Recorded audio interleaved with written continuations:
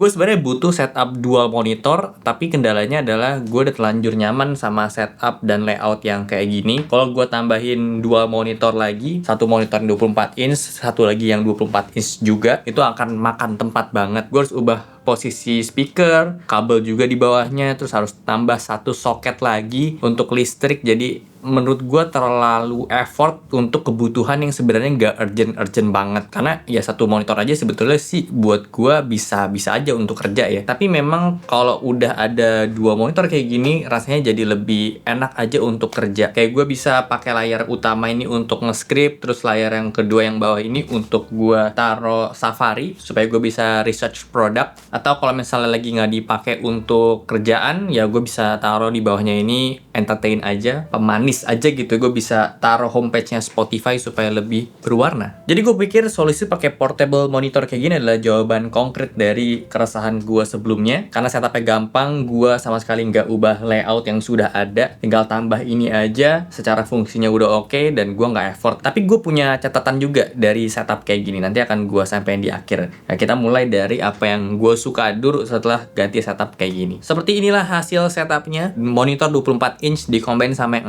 16 inch, di meja 160 cm, ukuran dash shelf di 114 cm, ada speaker bookshelf di kanan kiri. Speaker gue naikin ke bookshelf supaya posisinya itu bisa hampir sejajar sama kuping gue. Ini kondisi kabel yang udah gue setup juga. Sebagai tambahan, si monitor 24 inch gue juga udah dipakein ARM monitor supaya lebih clean aja gitu, nggak ada kakinya di bawah. Betapa mudahnya ketika gue tambahin si portable monitor ini. Kalian bayangin kalau gue harus tambahin satu monitor yang non portable, misalnya yang ukuran kecil aja 20 inch gitu. Pertama gue harus tambah lagi colokan power si monitornya di bawah setup meja kerja gue. Gue harus buka lagi jalur kabel yang udah gue set di bawah sana, terus gue harus rapihin lagi kabel yang di bawah meja itu. Dan yang kedua, gue harus siapin stand lagi, karena ya stand yang gue punya sekarang ini cuma untuk satu monitor aja. Sementara kalau misalnya gue pakai stand bawaan monitor non portable itu pasti akan makan tempat dan susah juga untuk nge-setupnya. Dan otomatis yang ketiga, speaker gue juga udah nggak bisa gue taruh di atas dash shelf gue karena pasti akan mentok ya. Jadi gue harus take out lampu, tanaman, dan tumbler yang ada di atas meja ini untuk gue bisa taruh si speakernya. Versus ketika gue coba pakai portable monitor, yang pertama gue cukup nambahin satu kabel aja, kabel Type-C yang udah bisa nyalain sekaligus kasih display ke monitornya. Routing kabel juga otomatis akan gampang banget. Yang kedua, si portable monitor ini juga udah ada standnya, jadi gue nggak perlu sediain stand tambahan. Dan standnya juga ini kecil banget, bahkan kayak nggak kelihatan kalau monitor ini pakai stand. Dan secara space juga ini cukup banget. Gue udah ukur selisihnya itu sekitar 19-20 cm antara permukaan meja ke dagu monitor utama gua. Jadi sama sekali nggak ngalangin pandangan gua ke monitor utama yang udah ada, yang udah gua setup ini. Dan yang ketiga, gua nggak perlu ubah apapun sih. Ini bener-bener gua cuma nambahin satu monitor, dah nggak ada yang berubah. Tapi gua tetap dapat fungsi dual monitornya. Jadi yang gua rasain setelah adanya portable monitor ini, selain setupnya yang mudah banget, tentu workflow gue juga jadi berubah ya, jadi lebih nyaman. Sebelumnya kendala gue kalau pakai satu monitor itu, gue harus sering-sering pencet command plus tab ya, atau alt tab untuk pindah window. Contoh kalau gue lagi nulis script, lagi review barang, nyari referensi, gue kan harus pindah ke Safari ya. Ketika gue udah dapetin referensinya dari Safari, gue balik ke Notion mau lanjutin ngetik, ya gue udah lupa biasanya karena terdistract sesuatu. Nah, ketika gue udah pakai dua layar kayak gini, flow gue jadi lebih rapih, lebih efisien juga. Jadi gue nggak gampang lupa karena gue bisa pakai layar utamanya untuk ngetik, layar kedua yang bawah ini untuk buka Safari dan lain-lain. Jadi gue nggak ubah layar utama gue, tetap page-nya itu adalah page untuk gue nge-script. Jadi minim banget distraksi jadinya. Nah, tapi sebenarnya produk ini tuh agak di bawah ekspektasi gue ya, karena gue sekarang pakai portable monitor yang punya fitur touchscreen-nya. Gue pikir ya, karena sebelumnya gue udah pernah cobain yang non touchscreen, terus gue upgrade ke yang touchscreen itu akan jauh lebih kepake. Tapi ternyata konsep penggunaan touchscreen di sini tuh agak beda sih ya. Gue berpikir dengan adanya fungsi touchscreen ini bisa mempercepat gue untuk operate si layar kedua tanpa harus gue pindahin si kursor dari layar pertama dulu ya. Jadi misalnya ini layar utama gue lagi nulis skrip, terus layar kedua gue lagi setel Spotify. Nah, gue lagi asik-asik kerja di atas, gue pengen cepetin lagu misalnya gitu, atau pengen ubah lagu. Gue pikir tadinya bisa langsung pakai touchscreen kayak gini aja, tinggal gue pencet, tapi ternyata nggak bisa. Jadi gue harus pindahin dulu kursor gue ke bawah sini. Nah, ini baru bisa gue pakai fungsi touchscreen-nya. Kalau gue nggak pindahin dulu si kursor gue ke layar kedua, terus gue pakai fungsi touchscreen di sini, jadinya ya gue tetap kontrol si kursornya yang masih nyangkut di layar pertama ya. Jatuhnya ini lebih ke touchpad sih jadinya, bukan touchscreen. Akhirnya untuk di use case gua sih touchscreen ini jadi jarang kepake ya, karena ya ujung-ujungnya gua harus pindahin dulu kursor ke bawah. Kalau gua tetap harus pindahin kursor ke bawah, mending ya udah gua pakai mouse aja. Nah, tapi setelah gua coba-coba ya pakai si portable monitor ini, terutama ketika gua lagi keluar terus gua emang mau pakai portable monitor, gua bawa laptop dan monitor ini terpisah gitu. Nah, itu baru bisa kepake tuh fungsi si touchscreen di portable monitornya. Misalnya juga kalau kalian bawa portable monitor ini dengan laptop dan fungsinya itu untuk present ke partner kalian, duduk di meja berhadap-hadapan atau bersamping-sampingan. Nah, itu kalian bisa lebih kepake tuh fungsi touchscreen-nya, karena misalnya si portable monitor ini dikasih ke partner kalian juga bisa kontrol layar yang sama dengan visual yang sama juga, tanpa harus nyediain keyboard dan mouse lagi. Nah, tapi ini masalah yang terjadi sama gua user macOS. Ketika gua coba pindahin ke Windows, di sini gua konteksnya ada laptop Windows yang ada Type-C display-nya juga, jadi touchscreen-nya bisa digunain, dan gue coba extend. Ternyata dia bekerja dengan baik ya, walaupun gua extend nih si displaynya, tapi gue bisa langsung kontrol tanpa harus pindahin kursor gua ke layar si portable-nya ini dulu. Nah, mungkin gue coba sedikit jelasin lebih detail. Jadi ini adalah portable monitornya Acer, tipenya itu PM161QT. Yang dulu gue bahas itu PM161Q, jadi nggak ada T di belakangnya, artinya kalau ada T itu dia ada fungsi touchscreen-nya. Secara ukuran sih ini udah oke ya, sweet spot banget untuk sebuah portable monitor yang tadi gue bilang juga ini pas untuk ngeisi gap di meja gua. Terus ada aspek penting juga dari sebuah monitor portable, dimana bobot itu penting untuk kita pertimbangkan. Ini termasuk yang ringan sih ya, cuma di 650 gram aja. Jadi kalau kita bawa laptop dan bawa portable monitornya dalam satu tas, ini nggak bikin terlalu berat ya. Secara tampilan juga ini lebih ganteng, lebih minimalis dibanding yang seri non touchscreen, karena logo Acer-nya ada di pojok kanan bawah, kecil, dan warnanya juga hitam, jadi menyamar sama si frame-nya ini. Untuk pengaturan OSD-nya ada tombol di sebelah kanan, jadi ini persis kayak yang seri non touchscreen, tapi bedanya pengaturan OSD di sini bisa dikontrol pakai touchscreen, jadi lebih gampang. Udah built-in speaker di sini dan ada satu port audio out juga. Di sini kalian bisa colokin headset atau earphone supaya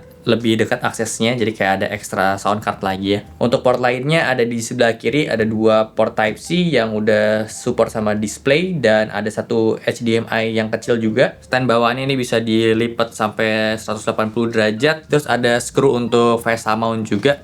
Uniknya di sini ada 3. Biasanya kan cuma 2 ya. Dan jadi kalian bisa pakai yang ukuran VESA mount 100 x 100 mm, tapi dipakai cuma 2 aja. Secara spesifikasi layarnya dia IPS Full HD 60 Hz aja, dengan gamut yang udah gua tes itu dapat di 61,6% sRGB, 45% Adobe RGB, dan 46,8% DCI-P3. Secara warna tentu ini kualitasnya nggak seperti monitor utama, karena memang beda juga sih secara kebutuhannya. Jadi secara fungsi ini nggak bisa yang untuk nampilin warna akurat banget. Gue juga udah cobain preset-preset warna di sini. Terbaiknya itu ada di mode RTS dengan average warnanya itu di 5,07 delta I dan putihnya di 6,94 delta I. Jadi gue coba untuk kalibrasi, gue kalibrasinya di standar user itu dapat di 4,72 delta I untuk warna rata-ratanya, dan putihnya di 0,51 delta I. Brightness-nya di 100, kontrasnya di 52, merahnya di 47, hijaunya di 43, dan birunya di 45. Jadi memang secara kualitas warna sih gue tidak mengharapkan si portable monitor ini ya untuk dapetin warna yang akurat, tapi memang ini dibutuhkan untuk jadi display ekstra supaya workflow gue lebih rapih ya. Yang penting dari beberapa problem yang gue udah alamin sebelum pakai si portable monitor ini udah kejawab. Pertama, gue mau ada extra display di setup gue, tapi gue nggak mau bongkar si setup ini karena layoutnya udah nyaman. Akhirnya terjawab dengan adanya si portable monitor. Dan simple banget secara setup, gue nggak perlu bongkar-bongkar, cuma butuh tambah satu kabel aja itu udah bisa nyalain portable monitornya, udah bisa ngedisplay juga, plus ya gue jadi lebih enak workflow-nya. Yang kedua juga secara posisi ini enak banget ya untuk gue taruh monitor 24 inch di atas, ini sebagai monitor utama, dan bawahnya ini gue tambahin monitor 16 inch. Secara posisinya itu enak banget, gue ngeliat atas bawahnya juga nggak terlalu capek. Ini jadi solusi juga kalau misalnya meja kalian sempit tapi pengen ada setup dual monitor, ya bisa dengan setup monitor kayak gini. Ini akan menghemat space banget lah. Yang ketiga, ngubah kebiasaan gue yang selama ini sering pencet Command plus Tab, jadinya berkurang banget karena gue bisa pisahin dua layar ini untuk dua kebutuhan yang berbeda. So secara kualitas kerja gue juga jadi meningkat karena fokusnya itu tetap kejaga, jadi minim distraksi ya. Aman buat gue yang otaknya kapasitas RAM-nya itu kecil. Jadi kalau gue jadi membantu gue kalau misalnya gue lagi melakukan kegiatan yang banyak secara bersamaan itu terlalu ya.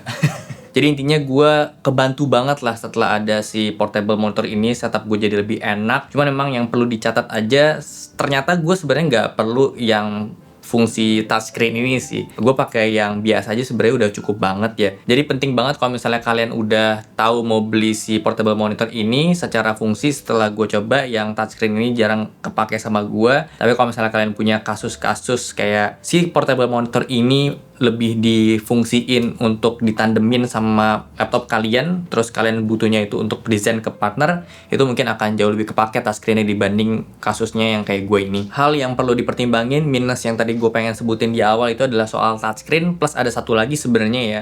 Cara harga dia ada di 2,3 jutaan ya MSRP-nya, tapi kalau kalian beli di marketplace biasanya dia harga ada diskon-diskon, kalian bisa cek aja. Dengan harga segini, kalau kalian bandingin sama monitor yang non-portable, itu mungkin bisa dapetin spek di atas ini. Secara ukuran layarnya bisa dapat lebih gede, secara refresh rate juga pastinya akan dapat yang lebih cepat lagi. Tapi itu dia, kalau kalian butuhnya itu compactnya, kalian bisa bawa kemana-mana, dan kalian nggak repot untuk setupnya, itu bisa jadi solusi banget sih portable monitor ini. Cuma butuh satu kabel buat nyalain monitor plus kasih display, itu udah ngebantu banget sih dibanding kalian harus sediain dua kabel terpisah plus kalian harus cari colokan listrik lagi. Jadi kalau misalnya kalian punya laptop bawa ini, kalian nggak perlu repot-repot cari colokan untuk nyalain si portable monitornya. Jadi itu balik lagi ke kondisi kalian seperti apa. Tapi kalau misalnya kalian emang yang mau kayak gua, mau ada ekstra satu display lagi tapi nggak mau repot untuk nge-setupnya, ya portable monitor ini jadi solusinya. Memang sekarang portable monitor sebenarnya udah lebih terjangkau dibanding dulu. Waktu awal-awal ada portable monitor itu untuk spek kayak gini aja itu mahal banget ya, bisa 2-3